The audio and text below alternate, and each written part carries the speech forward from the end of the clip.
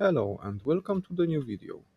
Most people stick to the same slicer settings: layer height, speed, walls, retraction, infill, and that's great.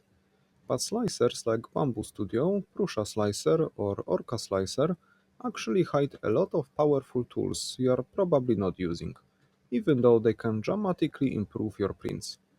In this video, I will show you 10 underrated or lesser known slicer settings that can fix surface quality, reduce time, improve strength, or just make your life easier, all without any mods or upgrades. Let's go. Number 1. Ironing. This settings flattens the topmost layer by moving the nozzle over it with reduced flow. It can give you top surfaces a smooth, almost injection molded look. Perfect for signs, nameplates, or anything with a visible top surface. Use sparingly though. It adds print time and doesn't work well with filaments like PETG or TPU. Number 2. Extra perimeters on overhangs.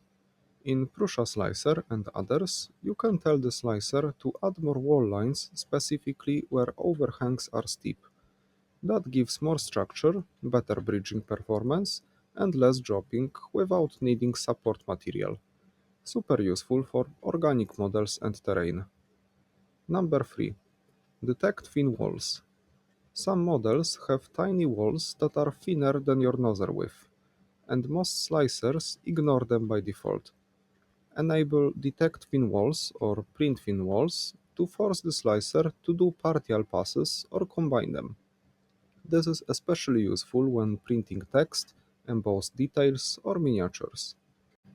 Number 4. Fuzzy Skin. Instead of clean surfaces, you can intentionally add roughness for grip or aesthetics. It helps mask minor imperfections and is perfect for tool handles, rocks, or prosthetics. Number 5. Support interface layers. You probably hate support scars. Interface layers add a thin, flat surface between the support and your model. It improves separation and gives a cleaner bottom finish, especially on overhangs. It works great with both grid and tree support. Number 6. Z-hop only when retracted. Z-hop lifts the nozzle during travel moves to avoid dragging into prints. But if you enable it globally, it slows down prints unnecessarily. Set it to only when retracting to limit it to risky moves. It reduces blobs and stringing without wasting motion. Number 7. Infill angle alternation. This is a subtle one. By default, your infill might print at the same angle for every layer. Enabling angle alternation, like 45 or minus 45 degrees per layer, improves strength, especially in tall prints. It also helps with consistent bridging and distributes stress better. Number 8. Wipe while retracting and coasting. Those are advanced extrusion settings that reduce blobs and zits at the end of a print move.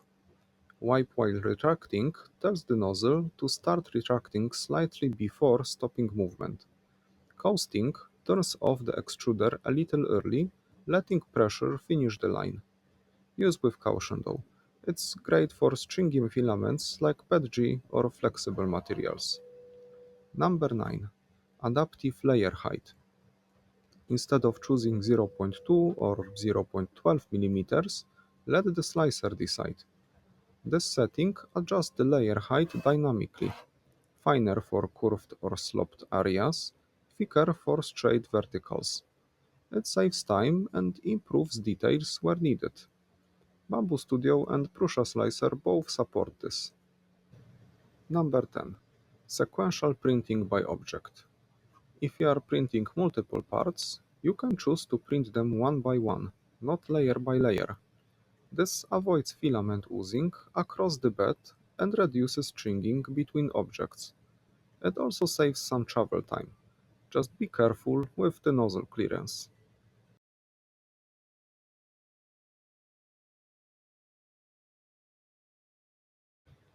And at the end, one bonus setting. Avoid crossing perimeters.